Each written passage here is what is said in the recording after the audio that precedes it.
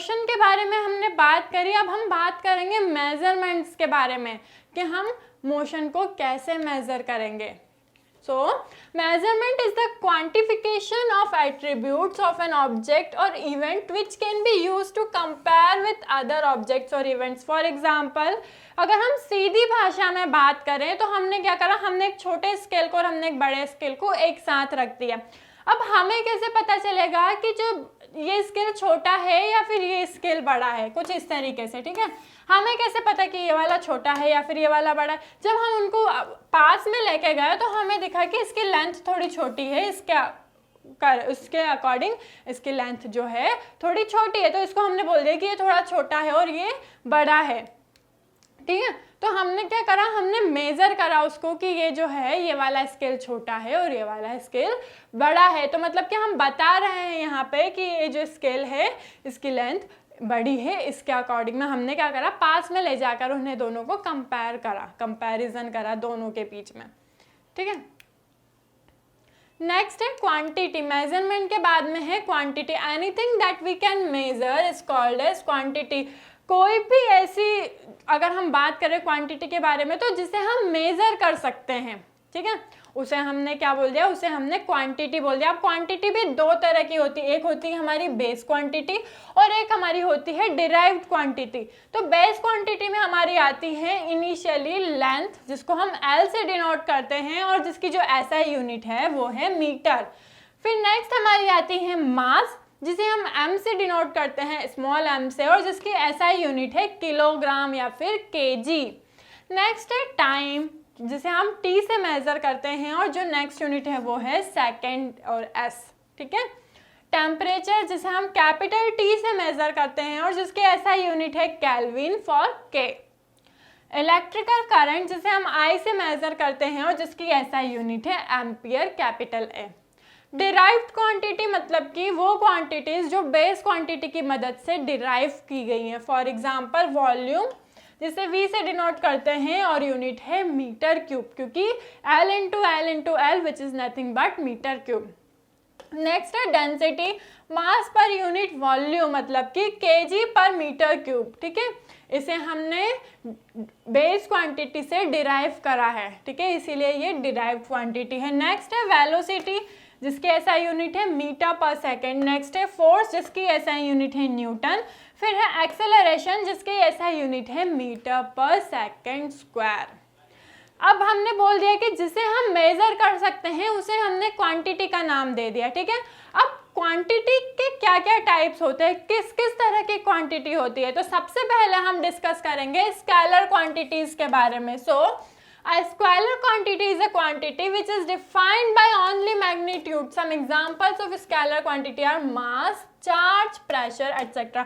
जिसमें सिर्फ आप मैग्नीट्यूड की बात करते हैं, तो ऐसी क्वांटिटी जिसमें सिर्फ हम मैग्नीट्यूड के बारे में बात करते हैं तो वो हमारी होती है स्केलर क्वांटिटी।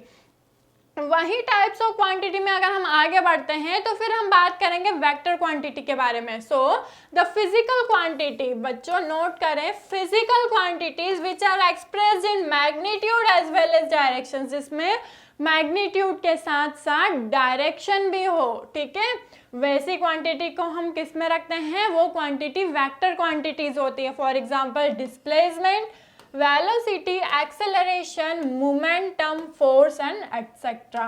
ये वो क्वांटिटीज है जिसमें मैग्नीट्यूड के साथ साथ हम डायरेक्शन के बारे में भी बात करते हैं। और ऐसी क्वांटिटी जिनमें मैग्नीट्यूड के साथ साथ हम डायरेक्शन की बात करते हैं तो वो क्वांटिटी आती है हमारी वेक्टर क्वांटिटी के अंदर। लेकिन जहाँ पर सिर्फ हम मैग्नीट्यूड के बारे में बात कर रहे हैं तो वो क्वांटिटी हमारी होती है स्केलर क्वांटिटी। नेक्स्ट है डिस्टेंस एंड डिस्प्लेसमेंट, ठीक है बच्चों। अब अगर हम डिस्टेंस की बात करें तो हम अगर A टू B पॉइंट पर अगर हम पाथ कवर कर रहे हैं A टू B पॉइंट का, तो हमने बोल दिया कि हमने 1 मीटर का या फिर हमने 2 मीटर का पाथ कवर किया, ठीक है, इतना पाथ हमने कवर किया, ठीक है। तो जब हम ये बोल रहे हैं कि मैंने इतना पाथ कवर किया तो इनडायरेक्टली इसका मतलब तो ये हुआ ना कि मैंने इतनी डिस्टेंस कवर करी, मैंने 2 मीटर की डिस्टेंस कवर करी, मैंने 3 मीटर की डिस्टेंस कवर करी, ठीक है।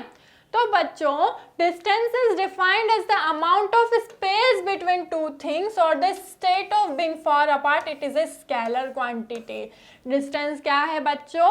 डिस्टेंस एक स्केलर क्वांटिटी है, या फिर हम बोल सकते हैं सीधी भाषा में अगर हम बात करें, सो the actual path traveled by a body or the actual path covered by a body is nothing but distance। उसे हम क्या बोलते हैं?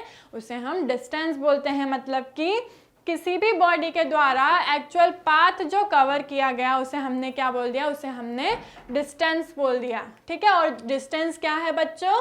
डिस्टेंस एक स्केलर क्वांटिटी है। वहीं अगर हम डिस्प्लेसमेंट की बात करते हैं बच्चों, तो यहाँ से यहाँ तक मैंने 2 मीटर की डिस्टेंस कवर करी। ठीक है, ए से पॉइंट बी तक की अगर हम बात करें तो पॉइंट ए से पॉइंट बी तक मैंने 2 मीटर की डिस्टेंस कवर करी। तो बच्चों अगर मैं डिस्प्लेसमेंट की बात कर रही हूँ तो मैं एक्चुअल पाथ के बारे में बात नहीं करूँगी, मैं शॉर्टेस्ट पाथ के बारे में बात करूँगी। अब वो शॉर्टेस्ट पाथ ए से लेकर तो बी तक का ये है, तो ये मेरा डिस्प्लेसमेंट हुआ। तो बच्चों displacement is nothing but it is the shortest path travelled by a body is displacement. क्या बोलेंगे बच्चों? जो शॉर्टेस्ट पाथ ट्रेवल करा है बॉडी ने उसे हमने क्या बोल दिया? उसे हमने डिस्प्लेसमेंट बोल दिया।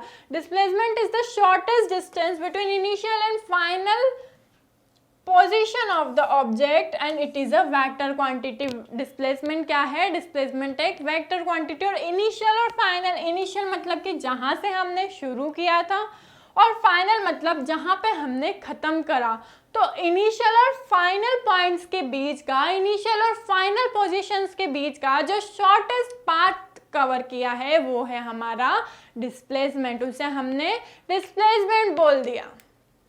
ठीक है, और बच्चों डिस्प्लेसमेंट क्या है? डिस्प्लेसमेंट एक वेक्टर क्वांटिटी है। ठीक है, अब अगर हम यहाँ पर देखें, एक छोटा सा एग्जांपल है, अगर हम यहाँ पर देखें तो ये वाला जो है ये शॉर्टेस्ट पाथ है। यहाँ ए से लेकर बी तक का ये जो पाथ था वो तो उसकी एक्चुअल डिस्टेंस थी, वो तो उसका एक्चुअल पाथ था, और एक्चुअल पाथ को हम क्या बोलते हैं? हम डिस्टेंस बोलते हैं। वहीं जहाँ शॉर्टेस्ट पाथ इन्वॉल्व हो इनिशियल से फाइनल पोजिशंस के बीच का, तो वो क्या हुआ बच्चों? वो हमारा डिस्प्लेसमेंट हुआ। ठीक है, नेक्स्ट हम डिस्टेंस और डिस्प्लेसमेंट के बाद में हम बात करेंगे स्पीड के बारे में। तो बच्चों हमें पता है कि स्पीड जो है स्केलर क्वांटिटी, जहां सिर्फ हम मैग्नीट्यूड के बारे में बात करेंगे। तो बच्चों speed is nothing but it is the total distance travelled by an body in a particular time interval. ठीक है, डिस्टेंस डिवाइडेड बाय जो टाइम का रेशियो है उसे हम क्या बोल सकते हैं? उसे हम स्पीड बोल सकते हैं। तो बच्चों जब हम स्पीड की बात करते हैं तो हमारे माइंड में क्या आता है कि कोई भी जो बॉडी है, कोई भी जो ऑब्जेक्ट है वो कितना फास्ट मूव कर रही है। ठीक है, तो वो क्या हुई? वो उसकी स्पीड हुई। Speed can be thought of as the rate at which an object cover distance. एक रेट जिस पर जो ऑब्जेक्ट है वो कितनी डिस्टेंस कवर कर रही है। ठीक है, मतलब कि speed is nothing but it is the ratio of distance and time. Particular time में इतनी डिस्टेंस कवर करी। ठीक है, तो वो क्या हो गई? वो हमारी स्पीड हो गई। How fast moving object has high speed and covers relatively large distance in shorter amount of time. अगर हम बोल रहे हैं कि हमें जल्दी जाना है तो मतलब कि हमें ज़्यादा डिस्टेंस कम टाइम में कवर करनी है, तो मतलब हमारी जो स्पीड हुई वो हमारी ज़्यादा होगी। वहीं अगर हम बोल रहे हैं कि हमें धीरे जाना है या फिर मुझे लेट पहुंचना है थोड़ा, तो मतलब कम डिस्टेंस भी होगी तो उसमें भी हम ज़्यादा टाइम लगाएंगे जाने में। ठीक है, हम बहुत धीरे धीरे जाएंगे तो वहाँ पे क्या होगी? हमारी जो स्पीड होगी वो बहुत ही कम होगी। So an object with no movement at all has a zero speed. मतलब अगर कोई ऑब्जेक्ट है वो कोई पाथ कवर कर ही नहीं रही है, वो स्टेशनरी है, यहीं पर खड़ी है, टाइम के साथ में ना तो उसकी डिस्टेंस चेंज हो रही है ना उसकी पोजीशन चेंज हो रही है, तो उसकी स्पीड कितनी होगी? उसकी स्पीड 0 होगी। ठीक है बच्चों, तो बच्चों speed is nothing but it is the ratio of distance per unit time. इसके बाद में हम बात करेंगे वेलोसिटी के बारे में। So the velocity of an object is the rate of change of its position with respect to frame of reference and is function of time. It is a vector quantity. Velocity क्या है बच्चों? Velocity एक vector quantity है। और जब हम velocity के बारे में बात कर रहे हैं तो हम बात करेंगे velocity which is nothing but displacement per unit time।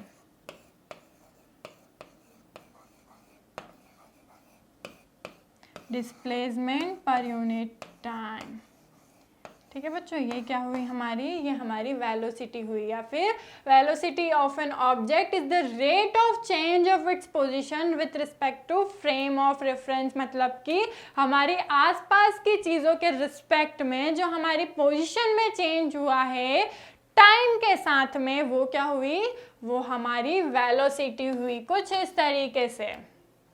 ठीक है, वेलोसिटी के बाद में हम बात करते हैं एक्सेलरेशन के बारे में। So acceleration is the rate at which velocity changes with time in terms of both speed and direction. And it is a vector quantity. Acceleration भी क्या है? एक्सेलरेशन भी एक वेक्टर क्वांटिटी है। अगर हम एक्सेलरेशन को स्मॉल ए से डिनोट करते हैं तो जो हमारा फॉर्मूला होगा वो ये होगा, acceleration which is nothing but which is change in velocity with respect to time. जो वेलोसिटी में चेंज आ रहा है टाइम के साथ में, वो क्या हुआ? वो हमारा एक्सेलरेशन हुआ। ठीक है बच्चों, यहाँ पे हम देख सकते हैं वेलोसिटी चेंज हो रही है टाइम के साथ में और उससे ही हमारा एक्सेलरेशन भी वेरी कर रहा है।